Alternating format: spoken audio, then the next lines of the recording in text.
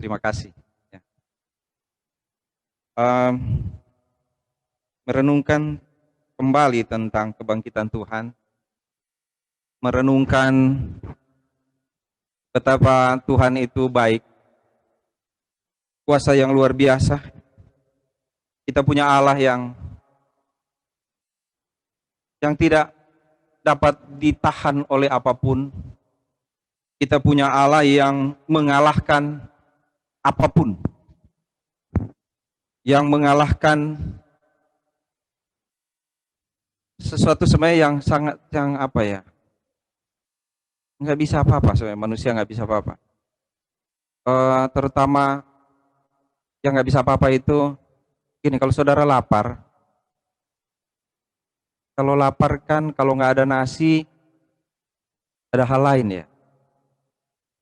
Kalau sakit ada obat, ada cara untuk sembuh ya. Tapi kalau mati saudara, siapa ya bisa tunda ya? Bagaimana menunda kematian? Bagaimana mau menghindar dari kematian? Bagaimana mau bernegosiasi? Bagaimana ya? Bisa ketemu dengan siapa ya lalu bilang begini, begini ya, saya jangan mati dulu ya, saya jangan mati dulu, masih pengen hidup gitu. Mau ngomong sama siapa ya? Mau bicara dengan siapa untuk tolong saya jangan mati dulu? Kalau kita sakit, kita selalu berharap sembuh. Mudah-mudahan sembuh. Atau berusaha untuk sembuh. Tapi ada saat ketika sakit sudah terlalu berat, kita belum alami. Belum mungkin. Tapi ada orang lain sudah mengalami. Ketika sakitnya sudah sangat berat, mungkin dia bisa berpikir, mungkin cuma kita nggak bisa nanya kali ya. Mungkin bisa berpikir, atau dia berpikir begini, sudah Tuhan, selesai. Ya Tuhan, kalau bisa ambil saja nyawa saya, jangan buat saya makin sakit, selesaikan saja. Mungkin seperti itu ada ya. Pada waktu saya sakit, pada waktu saya mengalami masalah dengan kesehatan saya, apalagi waktu saya kecelakaan itu, saya nggak sempat berpikir Tuhan ambil saya tidak berpikir itu. Saya berpikir Tuhan, nanti kalau saya sembuh lagi, saya mau tambah semangat melayani Tuhan. Dan cuma Tuhan yang bisa jawab itu. Saya tidak berpikir, oh halo selesai, tamat nih. Tidak. Tapi sekali lagi saya mau bilang, ada hal yang kita nggak bisa bantah sama sekali, itu kematian. Kita nggak bisa membuat jadi kayak begini, saya nggak mau mati ya. Saya nggak mau mati-mati. Nggak ada. Tidak ada. Itu sebabnya tidak ada orang yang dapat membayar kematian. Mau bayar ke siapa supaya tidak mati? Mau sogok ke siapa supaya tidak mati? Mau lakukan apa supaya tidak mati? Bagaimana? Nggak bisa. Dan kita nggak pernah tahu kapan mati. Aduh, ini susah ini, saudara. Saya ngomong ini. Karena kalau ngomong mati kan orang tuh, ini jangan ngomong mati dong, ngomong hidup dong. Iya kan? Mau bayar ke siapa? Mau bujuk siapa supaya saya jangan mati? Kalau bisa saya bujuk orang. Kalau ada yang pemegang kerajaan itu, maut itu, saya bisa bujuk. Boleh nggak? Jangan mati saya. Tapi nggak bisa. Hari ini kalau yang saya baca di ini, nggak tahu saudara, tapi mau orang memberi ucapan selamat. Ini Oma Kawinda ulang tahun hari ini. 80 berapa ya? 5. Ya kan? Kita jangankan mati. Mau tambah usia aja kita mau bilang, Tuhan kalau boleh jangan tambah usia. Biar aja saya umur kayak sekarang. Cuma kalau umur kayak sekarang belum divaksin ini, belum cukup umur. Jadi Tuhan tambah lagi berapa tahun lagi supaya bisa divaksin. Gimana ya? Saudara, nggak ada yang bisa menolak itu kematian. Nggak ada yang bisa mengalahkan kematian. Karena kalau nggak bisa bayar itu kematian. Mahal sekali kematian. Orang sakit aja mahal loh saudara. Mahal bayarnya kalau sakit. Beli obatnya mahal. Jaga kesehatan itu mahal. Gimana mau bayar kematian? Mau pakai apa, saudara? Jadi siap-siap ya. Kita ini sedang berbaris menuju kematian. Nggak enak benar ini ya. Maaf nih yang baru pertama kali bersekutu di GABSD. Baru bersekutu saudara sudah dengar begini. Siap-siap ya. Kita lagi berbaris menuju kematian. Kita tidak tahu kapan giliran kita. Itu kalau pakai nama lalu mulai dari apa itu? Abjad A duluan. Nah, saya agak jauh S. Z malah. Maaf ya, jadi susah ini saudara, karena baru duduk, baru hatmahar begini di GABSD, langsung ditanya, udah siap nggak berbaris menuju kematian? Jangan-jangan tiba-tiba saudara langsung left ini, nggak ya? Oke? Tetapi pembacaan Alkitab hari ini dan dari minggu kemarin, ya dari minggu kemarin, pembacaan Alkitab dari minggu kemarin, dari apa yang ada di gereja-gereja, yaitu tentang Yesus mati dan bangkit. Sebenarnya kita bisa jawab dengan mudah. Siapa yang bisa bayar kematian? Ya kan? Siapa yang bisa berkuasa atas kematian? Siapa yang bisa mengalahkan kematian? Cuma ada satu. Tuhan. Dia bisa tiadakan tuh kematian. Tuhan itu bisa membuat orang tidak mati. Ya kan? Tuhan bisa membuat kematian itu tidak ada apa-apanya. Lazarus keluar. Dia bilang kepada seorang perwira, pulang. Sudah sembuh itu anakmu. Kepada seorang ibu, pulang. Anakmu sudah sembuh. Yairus, pulang. Sudah sembuh anakmu. Cuman tidur. Dia bisa buat tidak ada apa-apanya itu kematian. Ya kan? Dan satu lagi saudara. Dia bisa membuat saya dan saudara tidak akan mati. Setuju? Kamu tidak akan mati semuanya. Tetapi kamu akan diubahkan pada waktu dia datang, kamu akan diangkat. Jadi yang kedua saudara nggak usah khawatir tentang mati. Yaitu karena bisa jadi kita tidak mati. Karena kalau dia datang, kita akan diangkat. Kita tidak akan mengalami kematian. Cuman Tuhan yang bisa melakukan itu. Kenapa? Karena dia berkuasa atas segalanya. Tuhan berkuasa atas semuanya. Tidak ada yang tidak dikuasai oleh Tuhan. Tidak ada. Tuhan berkuasa atas semuanya. Semua Tuhan kuasai. Termasuk yang tidak dapat dikuasai oleh manusia. Termasuk yang tidak dapat dikuasai oleh teknologi. Termasuk yang tidak dapat dikuasai oleh kepintaran manusia. Bahkan tidak dapat dikuasai oleh setan yang cuma di bawah sedikit atau yang di atas sedikit dari manusia. Nggak bisa. Tuhan mengalahkan kematian. Mari kita lihat Lukas pasal 24. Tadi ayat 1 sampai 12. Terima kasih Pak Temi sudah membacakannya. Pagi-pagi benar hari pertama minggu itu. Di terjemahan bahasa Indonesia sehari-hari. Pagi-pagi benar pada hari Minggu. Saya selalu bilang itu kan. Hari pertama itu hari Minggu. Jadi kita tidak ibadah hari Sabat. Karena hari Sabat itu di belakangnya hari Minggu. Hari Sabtu berarti. Kenapa? Karena kita bilang Yesus mati pada hari Jumat. Dan bangkit pada hari Minggu. Artinya kita setuju bahwa hari Sabat itu bukan hari, atau hari ketujuh itu bukan hari Minggu. Ya kan? Hari Sabat itu bukan hari Minggu. Bukan. Oke. Tapi hari kebangkitan Tuhan Yesus. Ya.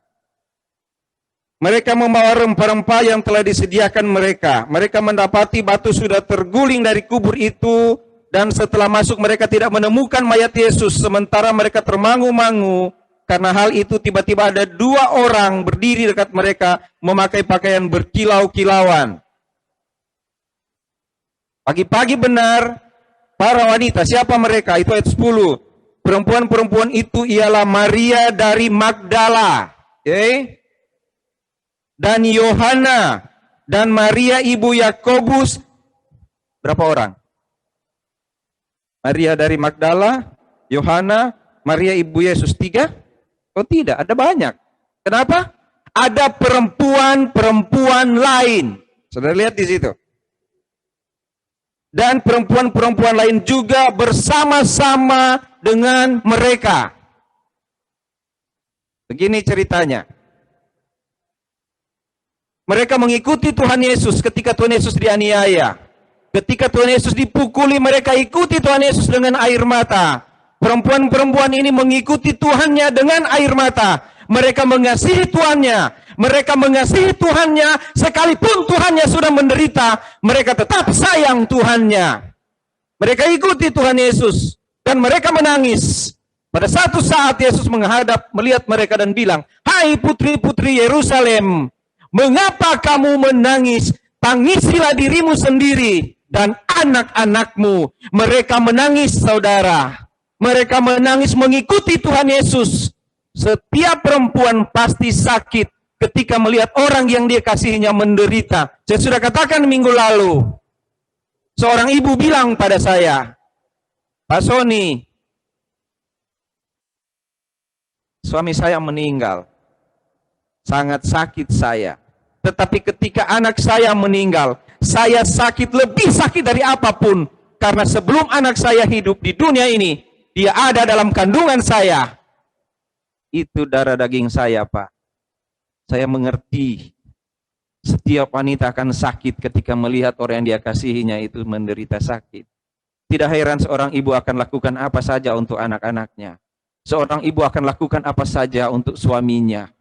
Penolong yang setia. Tidak heran kalau Amsal 31 memuji wanita. Luar biasa.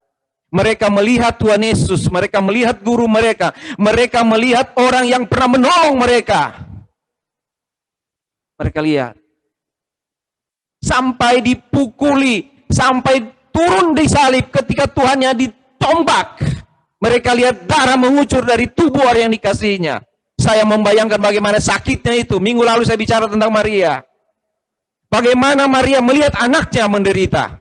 Bagaimana sakitnya Maria melihat anaknya menderita. Sakit sekali, saudara. Mereka berjalan mengikuti Tuhan sambil mungkin mereka berpelukan. Sakit sekali Tuhan kita. Semua yang indah pada waktu itu hilang dari pikiran mereka. Karena mereka cuma lihat Tuhan mereka menderita. Makanya saya katakan minggu lalu, apa yang mereka cari? Mereka cari adalah Tuhan yang menderita. Mereka lupa Tuhan itu memberi makan 5.000 orang. Mereka tidak lagi berpikir tentang Tuhan yang membangkitkan orang mati, yang meredakan angin ribut, yang mengusir setan, menyembuhkan yang sakit. Mereka tidak pikirkan itu lagi. Yang mereka lihat adalah Tuhan mereka menderita. Yang mereka lihat Tuhan mereka dicambuk, dipukuli sambil memanggul salib yang berat. Saya pernah menulis puisi tentang itu. Engkau peluk salibmu dengan kasihmu. Mengapa engkau tidak lepaskan saja? Mengapa engkau tidak biarkan saja salib itu? Mengapa engkau peluk Yesus? Mengapa engkau peluk salib itu? Tapi engkau peluk karena engkau mengasihi. Karena kalau engkau lepas salib itu, terlepaslah dunia ini dari pengampunan. Terlepaslah dunia ini dari sorga. Dan mereka akan menderita. Maka engkau peluk salib itu dengan kuat, Yesus. Engkau peluk Yesus. Engkau peluk salib itu. Dan perempuan-perempuan itu melihat itu. Perempuan-perempuan itu melihat Tuhannya. Mereka lihat Tuhannya menderita. Sampai dikubur. Itu yang dicatat di sini. Mereka mengikuti, Fatsal 23 kalau saudara lihat. Mereka ikuti Tuhan. Ayat 55, dan perempuan-perempuan yang datang bersama-sama dengan Yesus dari Galilea ikut serta, dan mereka melihat kubur itu bagaimana mayatnya dibaringkan. Mereka lihat ketika dikuburkan bersama-sama, mereka lihat. Ini tempatnya. Jadi mereka tahu. Mereka ikut dari Galilea. Ya. Mereka ikut dari Galilea sampai di Yerusalem. Lalu mereka Tuhan dianiaya, mereka ikut terus. Mereka ikuti terus, saudara. Sampai dikubur, mereka ikuti kubur. Jadi mereka tahu di mana dikuburkan. Sehingga salah kalau ada orang bilang, Yesus bangkit. Yesus bangkit katanya. Sebenarnya Yesus tidak bangkit. Murid-murid salah kubur. Saudara pernah dengar itu nggak? Yesus sebenarnya tidak bangkit. Cuma murid-murid gara-gara terlalu sedih, perempuan-perempuan terlalu sedih, sampai seharusnya kuburnya di sana, dia ke sana. Dan ketika dia sampai, nggak ada Yesus. Padahal Yesus nggak bangkit. Tidak. Karena ada banyak perempuan. Kalau mereka amnesia, kalau mereka pelupa, ada banyak. Ibu-ibu biasa suka ingat kok. Perempuan itu suka ingat. Aduh, kuat banget ingatannya. Coba kalau kita suruh hafal ayat. Yang cepat sekali hafal ayat itu ibu-ibu. Yang laki-laki lama hafalnya. Biar kalaupun hafal, nyontek. Bapak-bapak nanti jadi ini lagi. Ya. Jadi tidak mungkin mereka lupa. Karena ada banyak. Maria, Magdalena, ya kan? Dan perempuan-perempuan lain. Banyak. Mereka datang, mereka lihat, oh di sini dia kuburannya, lalu mereka pulang. Apa yang mereka buat setelah buru-buru pulang? Hah? Apa yang mereka buat untuk buru-buru pulang? Saudara lihat di ayat yang di atas itu. Ayat 56a. Lukas 43 ya. Setelah mereka pulang, mereka menyediakan rempah-rempah dan minyak mur. Sibuk sekali ya saudara. Dalam keadaan sedih, sebelum hari Sabat tiba, sebelum matahari terbenam, hari Jumat, sebelum matahari terbenam, mereka harus buru-buru siapkan rempah-rempah. Karena hari Sabat mereka nggak boleh kerja. Hari Sabat harus tidak ada pekerjaan apapun. Sebab kalau mereka bikin pekerjaan pada hari Sabat, mereka berdosa. Jadi, sebelum hari Sabat mereka cepat sekali. Seperti ibu-ibu gitu. Biasa di BSD. Siapa yang bawa makanan? Buru-buru ya, jam 20, begitu. Cepat sekali. Cepat sekali mereka. Dan pagi-pagi belum ada HP loh, belum ada WA. Kita ketemu di sini ya bareng-bareng ya. Tidak, berarti kan mereka sama-sama terus waktu itu. Mereka sama-sama dalam kesedihan. Pasti mereka dalam keadaan sedih. Setiap saat mungkin bilang, ingat ya waktu itu bagaimana Tuhan mengajar kita ya. Bagaimana dia sangat baik kepada saya. Maria Magdalena bilang, ada roh yang diusir dari saya. Ada yang sakit, saya sakit tapi dia sembuhkan. Keluarga saya sakit, dia begitu baik. Tapi kenapa mereka aniaya dia? Mengapa mereka siksa dia? Mengapa dia harus mati? Tapi jangan khawatir, kita harus sayang dia. Walaupun itu bangkainya sekalipun. Kita mesti datang ke kubur. Pagi-pagi mereka datang untuk bawa rempah-rempah yang mereka sudah siapkan itu. Mereka bawa rempah-rempah itu. Sambil jalan dalam keadaan sedih. Ke tempat di mana Tuhannya terbaring. Kemarin dia tidak terbaring dia tidak sakit jantung, kanker kah? Oh tidak. Tubuhnya hancur sama sekali. Hancur, benar-benar hancur. Bahkan lambungnya ditusuk. Tidak ada sisa sama sekali. Tapi tubuh itu dibalut dengan kain kafan. Lalu mereka datang ke situ. Tidak ada pikiran sama sekali siapa yang mau buka pintu itu. Karena kuburan itu pakai penutup batu besar. Karena itu kubur itu gua. Mereka tidak berpikir bagaimana nanti. Setelah sampai di situ baru mereka berdiri. Nah, sekarang bagaimana mau buka? Saudara baca di bagian lain. Bagaimana mau geser batu itu? Kita perempuan nggak punya kekuatan. Kita memang cukup banyak. Tapi bagaimana cara menggesernya? Saudara. Yang dipikirkan mereka. Mereka sayang Tuhan. Mereka selalu ingat apa yang Tuhan lakukan. Tapi sekarang Tuhan sudah tidak ada. Dulu Tuhan membangkitkan orang mati. Kemarin, hari Kamis sebelumnya, dia membuat begitu banyak mujizat. Tapi sekarang dia nggak bisa tolong kita. Tuhan nggak bisa tolong kita untuk geser batu itu. Bagaimana kita mau masuk ke dalam? Ada batu. Dia tidak ada lagi. Yang biasa menolong kita sudah tidak ada lagi. Bagaimana kita? Tapi perempuan-perempuan itu maju terus dalam keadaan sedih. Tidak berpikir lagi bagaimana kita mau buka batu itu. Tuhan tidak ada. Biasanya dia tolong saya. Biasanya dia bantu saya ketika saya ada masalah. Kalau saya ada pergumulan berat, saya datang padanya. Tuhan tolong saya. Sekarang dia tidak ada. Dia tidak bisa bantu saya lagi. Dia terkubur di dalam sana. Saya tidak bisa apa-apa. Tuhan saya tidak ada. Tidak bisa. Tapi mereka tidak berhenti, saudara. Kenapa? Mereka sudah persiapkan sesuatu untuk diberikan kepada Tuhan mereka. Rempah-rempah dan minyak mur. Mereka jalan dan datang di situ. Sampai di situ, saudara, apa yang terjadi? Batu sudah bergeser. Batu sudah bergeser. Mereka berpikir tentang Tuhan waktu itu, nggak sempat. Bagian lain malah dibilang, ketika dia masuk Maria dilihat Tuhan tidak ada, lalu ada orang yang datang tegur dia malaikat, lalu dia bilang, dia kira penjaga, lalu dia bilang, Tuhan ambilkah Tuhan saya? Di mana Tuhan taruh Tuhan saya? Tunjukkan kepada saya supaya saya dapat datang memberi sesuatu padanya. Mereka datang di situ, kubur sudah terbuka. Mereka kira Tuhan tidak bisa menolong mereka. Mereka kira akan ada yang menghalangi mereka untuk bertemu dengan Tuhan. Tidak. Tidak ada yang dapat menghalangi seseorang yang mau datang pada Tuhan. Tidak ada yang dapat menghalangi seseorang untuk datang pada Tuhan, termasuk maut. Termasuk maut. Dan kubur itu terbuka. Mereka masuk. Setelah mereka masuk, ada dua orang berkata kepada mereka. Di bagian lain saudara akan baca ada satu orang. Yang benar mana? Satu atau dua? Dua. Tapi yang satu, yang di bagian lain, yang tadi Markus saudara baca, itu dia bicara tentang yang ditonjolkan cuma satu orang. Cuma satu malaikat, karena malaikat itu yang berbicara. Yang di sini ada dua orang. Lalu dia tanya, mengapa kamu mencari dia yang hidup di antara orang mati? Kamu salah alamat. Mengapa kamu cari di sini? Dia yang hidup itu tidak ada di antara orang mati. Dia yang hidup itu tidak ada di antara orang mati. Kenapa? Ia tidak ada di sini. Ia telah bangkit.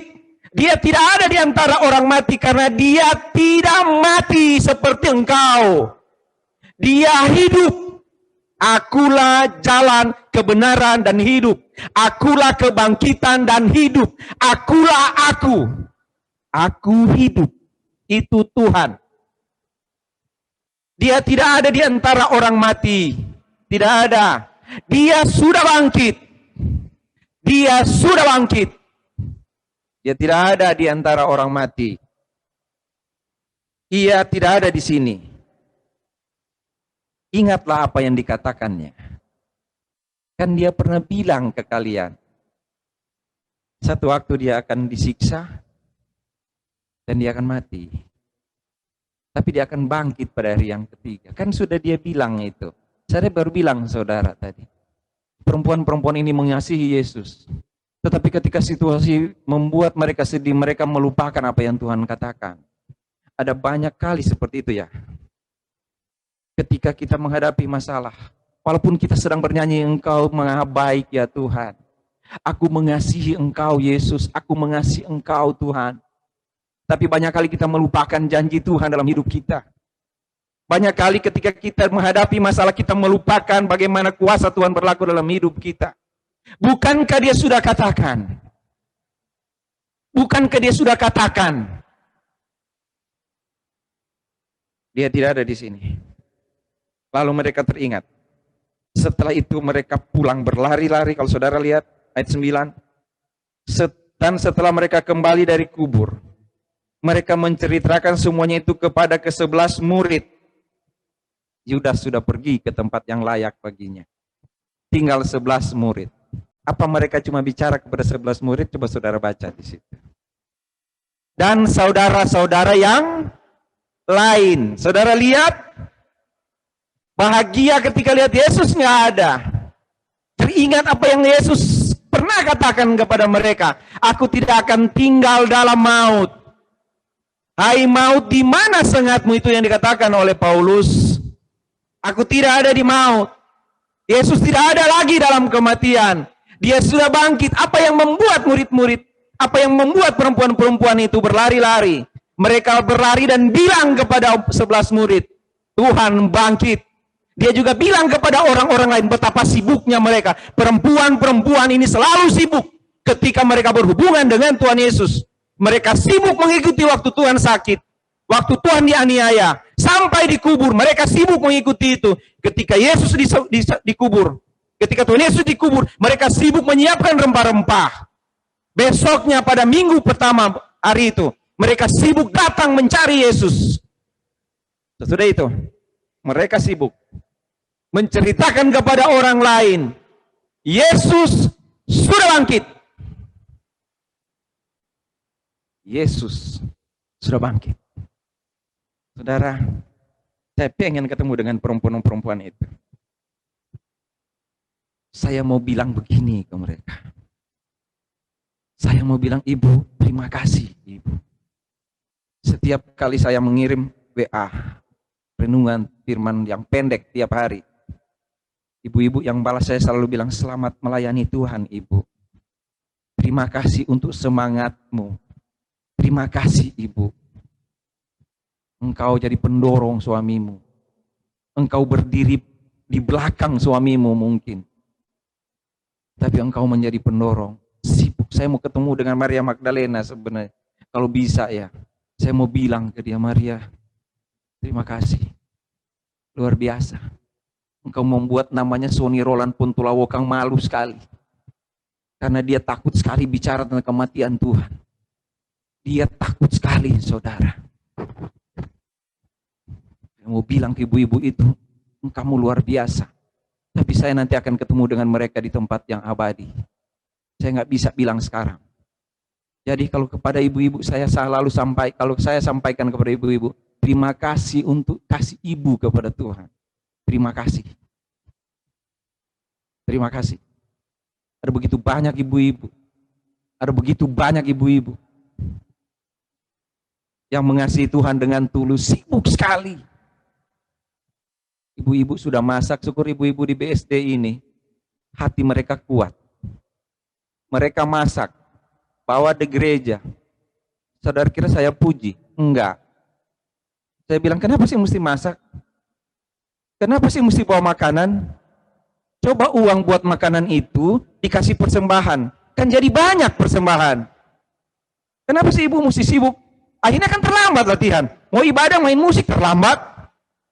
Mau singat terlambat. Ibadah 9:30, datangnya 9:10 lewat 2. Terlambat, dosa itu. Saya bilang itu ke ibu-ibu itu. Terus ibu-ibu bilang begini, Pak, cuma ini yang bisa kami lakukan untuk pelayanan. Saudara tahu hati saya jadi apa? Cuma saya pura-pura bilangin, oh begitu ya. Tapi saya belum pernah dengar bapak-bapak bilang begitu. Maaf bapak-bapak. Belum pernah saya bilang, Pak, Sony, ya cuma ini yang bisa kami lakukan. Ibu-ibu, JJ bilang 2 jempol. 2. Ibu-ibu di sini begitu. Yang bapak-bapak gimana? Yang 11 murid dan orang lain. Bukan bapak-bapak yang lagi ibadah ya, bukan. Bapak-bapak waktu itu. Jangan nanti tersandung lagi. Nah, ini Pak Sony ini bukannya puji-puji, mau puji ibu-ibu. Ada apa nih Pak Sony ini? Puji-puji ibu-ibu. Enggak, maksudnya Alkitabnya bilang begitu. Nah, bapak-bapak coba ibu bapak lihat ini. Tetapi, ya kan, perempuan-perempuan itu ialah Maria Magdala, dari Magdala, Yohana, Maria ibu Yakobus, perempuan-perempuan lain juga bersama-sama dengan mereka. Jadi perempuan-perempuan lain dah, ya kan? Tadi kan mereka sampaikan kepada kepada gini. Mereka sampaikan kepada semua saudara yang lain. Jadi ayat 9.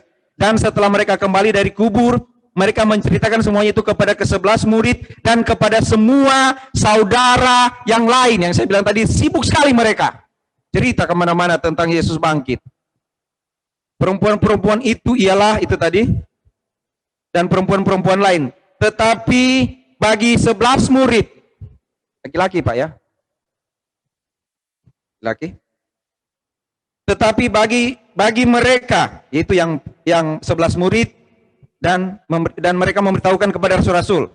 Tetapi bagi mereka perkataan-perkataan itu seakan-akan omong kosong, dan mereka tidak percaya kepada perempuan-perempuan itu. Perempuan datang dengan udah masih capek, tadi malam tidur nggak jelas, iya kan? Karena mempersiapkan semua, mereka persiapkan semua.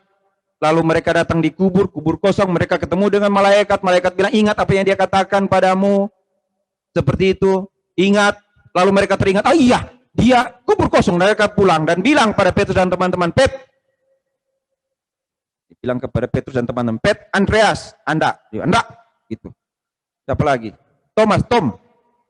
Siapa lagi? Dia bilang begitu, kubur kosong loh, Yesus nggak ada. Mereka bilang, kosong. Saudara, sakit ini. Sakit banget. Orang datang dengan sukacita Yesus bangkit, lalu dia bilang, masa sih? Yang benar. Masa sih? Yang benar. Enggak. Enggak mungkin. Saudara ingat tadi? Ketika mereka lihat dengan mata mereka, Tuhan menderita. Ya, Tuhan menderita, mereka lihat. Petrus bahkan menyangkal Tuhan, aku nggak kenal. Ya kan? Yang lain berdiri saja di kaki Yesus.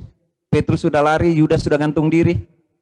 Enggak tahu saya waktu itu mereka ada malam penghiburan buat Yudas atau enggak. Kayaknya enggak deh.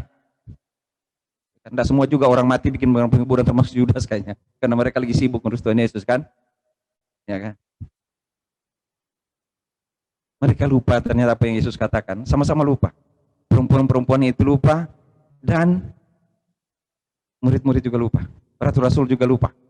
Mereka nggak percaya, masa sih? Padahal kan yang dengar khotbah itu mereka. Saudara, hampir setiap hari dengar khotbah. Bukan hampir tiap hari ya, mereka dengar khotbah. Tiap hari mereka dengar apa yang Yesus katakan. Tapi ketika Yesus bilang satu kali kelak anak manusia akan mati, diserahkan kepada orang-orang berdosa, dan dia akan dibunuh. Tapi pada hari yang ketiga dia bangkit. Lupa mereka, saudara. Masalah membuat lupa apa yang Tuhan katakan. Bahkan kasih kepada Yesus membuat lupa apa yang Yesus katakan. Kasih kepada Yesus loh. Kasih versi mereka loh.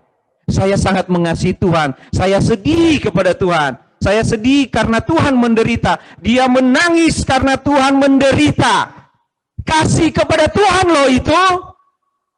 Tapi lupa apa yang Tuhan katakan. Fokus kemana kasihmu?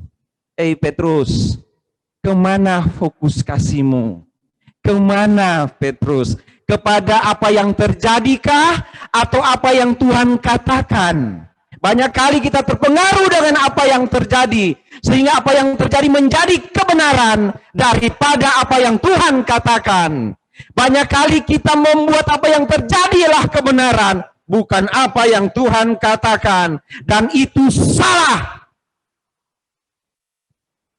Karena apapun yang mau terjadi, semua dalam kontrol Tuhan. Dia sudah katakan sebelum semua terjadi. Dia sudah bilang, saya akan menderita. Bukan cuma itu, saudara. Kalau tentang Yesus, bukan cuma itu. Ayah anak darah itu akan melahirkan seorang anak laki-laki. Dan dia akan namakan perempuan. Hai engkau Bethlehem Efrata. Benar, sebelum lahir sudah dikatakan semuanya. Bahkan sampai mati, dia juga bilang kepada mereka, anak manusia akan dianiaya. Tapi anak manusia akan bangkit. Adakah yang suka melupakan itu? Kita akan bilang, enggak. Saya enggak mungkin lupa. Enggak akan lupa saya, Pak. Cinta saya kepada Tuhan tidak mungkin akan luntur, Pak. Itu waktu semangat. Ya kan? Itu waktu stabil. Nah, setelah mulai goncang, mulai tuh lihat Tuhan menderita. Itu Tuhan menderita aja dia lupa loh. Belum dia yang menderita loh, saudara. Ini. Tuhan menderita dan mati, mereka lupa apa yang Tuhan katakan. Apalagi kalau dia menderita. Apalagi kalau saya yang menderita. Tuhan menderita aja lupa. Saya belum menderita. Tapi pasti nyanyi lah. Menyanyi. Kemurahanmu lebih dari hidup. Tapi ketakutan lebih banyak. Saya mau bilang apa ke saudara? Saya mau bilang begini. Jadi nggak boleh takut. Jangan lupa. Enggak, saya nggak mau bilang itu, saudara. Saya cuma mau cerita aja yang terjadi kepada murid-murid dan perempuan-perempuan itu kan. Nanti kalau saya bilang begini, makanya jangan mundur. Enggak. Kalau mau mundur, mundur. Nanti kenapa? Petrus aja lupa, saudara. Murid-murid aja lupa. Nah, Agung Guritno, Jimmy Hosang, Rehan Patiwaer, Murwiyanto, siapa lagi tuh penatua-penatua? Yudi Risa. Petrus aja pemegang kata gini, kalau engkau ampuni dosa dia, lupa loh. Soni Puntolawokang. Lupa kan? Jadi saya mau bilang apa? Makanya jangan sampai lupa. Jangan seperti Petrus. Jangan seperti murid-murid itu. Enggak. Kalau kita ada masalah, kita banyak melupakan apa yang Tuhan katakan. Tetapi ingat, saudara. Ada malaikat yang bilang begini, mengapa kamu mencari dia yang hidup di antara orang mati? Ia tidak ada di sini, ia telah bangkit. Ingatlah apa yang dikatakannya kepada kamu ketika ia masih di Galilea. Saudara, saya baca ini tadi juga, saya duduk berdiri di sini atau duduk di sini, saya ada di ruangan saya di situ. Saya baca ini lalu saya pikir gini, hebat banget.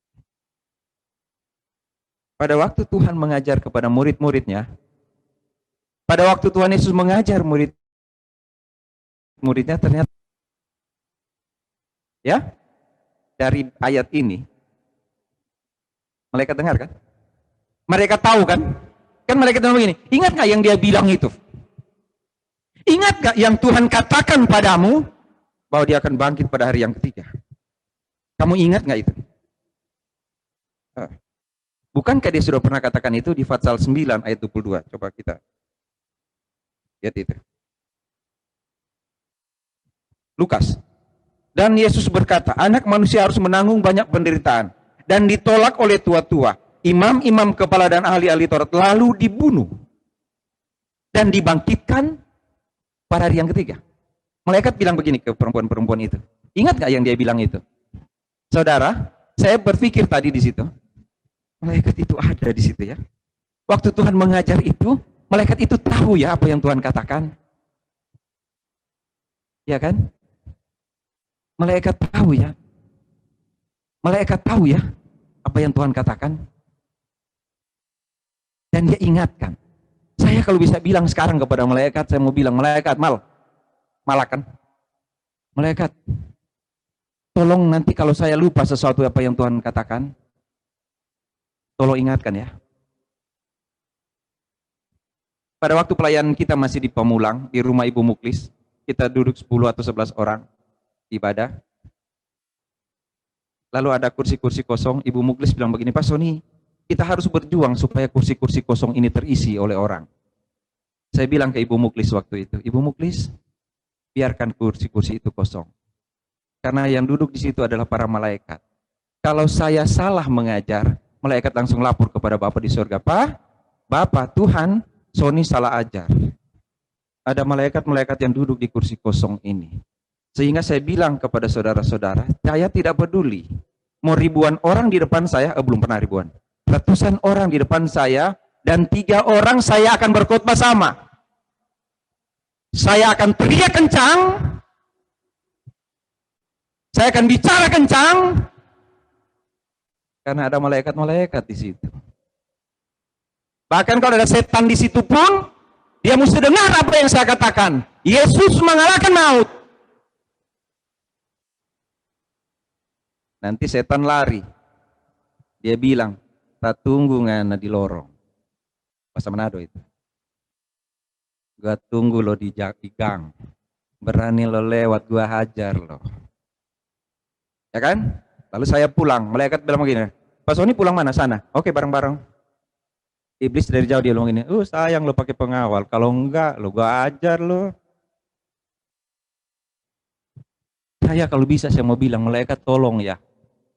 Seperti kepada perempuan-perempuan itu, ingatkanlah jika saya lupa firman-Mu. Tuhan, utuslah malaikat untuk menjaga saya, supaya saya selalu ingat firman-Mu. Boleh kan bilang begitu kepada malaikat? Malaikat bilang begini, Hey Yongo, hey Soni, Yang ingatkan kamu tentang firman Tuhan bukan saya sekarang. Saudara ingat Yohanes bilang apa? Roh Kudus yang ada di dalammu akan mengingatkan apa yang aku katakan kepadamu. Roh Kudus ada di mana sekarang? Di dalam hati. Kenapa kita suka lupa? Berarti kan kita mengabaikan Roh Kudus. Ya? Bukankah sudah dia katakan? Lalu mereka teringat, maka teringatlah mereka akan perkataan Yesus itu. Saudara, ada saat kita lupa. Ketika masalah berhadapan dengan kita, kita lupa bahwa Yesus pernah membangkitkan orang mati, memberi makan 5.000 orang, menyembuhkan orang, meredahkan angin ribut, memberi Petrus ikan yang banyak. Begitu banyak hal yang Tuhan lakukan. Dia pernah melakukan itu. Lalu kita diam dan bertanya, Tuhan, kenapa saya masih susah hidup saya? Saudara, Tuhan mungkin tidak akan memberkati engkau dengan 5 roti dan 2 ikan. Tuhan mungkin tidak akan berkati saya seperti itu. Tapi Tuhan lakukan lebih dari itu. Tuhan lakukan lebih dari mujizat itu. Yaitu dia mengalahkan maut. Dia mengalahkan maut, saudara. Karena dia mengalahkan maut, maka kita bisa jadi tidak akan mati. Bisa jadi. Karena satu waktu dia datang. Dan kita tidak tahu kapan. Dan kita akan diubah seketika dan diangkat ke surga. Bersiaplah untuk itu. Karena dia sudah mengalahkan maut. Jangan pernah takut terhadap apapun. Enak ya dengar? Enak aja ngomong. Kalau begitu bolehlah saudara takut. Takutlah, nggak apa-apa takut. Tapi ingat, Tuhan Yesus pernah melakukan begitu banyak mujizat. Dan sekarang dia berhenti. Kenapa? Karena dia ada di surga. Kenapa? Mana lebih mulia, saudara? Dia sembuhkan engkau pada waktu sakit, atau dia sedia surga bagimu? Dia atasi masalahmu sekarang, atau dia berikan surga padamu? Pilih mana? Nggak bisa pilih kita. Karena yang kita mau adalah dia selesaikan masalah sekarang dan masuk surga. Kayak slang.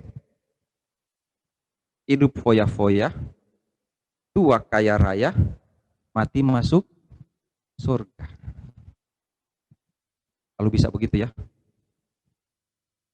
Tapi ini sudah terlambat mau foya-foya. Ini tinggal tunggu masuk surga aja. Saudara kira Tuhan mau kalah terhadap apapun? Apa Tuhan akan kalah? Enggak. Siapa yang mau kalahin Tuhan? Tidak ada. Apapun yang kita alami, perempuan-perempuan itu sibuk mengurusnya. Tapi bukan sia-sia apa yang mereka buat kan? Tapi rempah-rempah itu mungkin mereka bawa pulang, apa taruh di mana nggak tahu, apa taruh di pinggir situ aja. Rempah-rempah yang mereka siapkan itu loh. Karena yang mereka dapatkan lebih dari rempah-rempah itu, yaitu Yesusnya bangkit. Mereka lupa apa yang pernah Yesus katakan. Tapi malaikat bilang, ingatlah apa yang dia katakan padamu. Mereka tidak sedih karena murid-murid nggak percaya. Nanti kita bahas minggu depan berikutnya. Apa yang dilakukan oleh Petrus dan teman-teman? Petrus akhirnya berlari-lari dan pergi. Dia heran, apa kok bisa jadi begini ya? Nanti kita bahas minggu depan ya. Tetapi saudara, tetaplah bersyukur. Karena Tuhan pegang kendali. Tetaplah bersyukur karena maut sudah dikalahkan. Kita mungkin mati, tubuh kita hancur. Tapi Yesus nggak akan biarkan kita di dalam kerajaan maut. Yesus bilang, aku telah menyediakan tempat bagimu bersama-sama dengan aku di rumah Bapakku. Di rumah Bapakku banyak tempat tinggal. Kalau tidak demikian, tentu aku katakan padamu. Jangan takut, Yesus bilang. Keluargaanmu adalah di dalam surga. Jangan takut, kata Tuhan Yesus, karena engkau adalah anak-anakku. Jangan takut karena maut sudah dikalahkan. Kita mungkin banyak melupakan tentang apa yang Tuhan katakan karena persoalan-persoalan dalam hidup kita. Tapi hari ini semoga kita ingat, kalaupun takut, takut saja. Kalaupun khawatir, khawatir saja. Tapi Tuhan tidak berubah mengasihimu. Tuhan selalu sayang. Dia tidak pernah berhenti.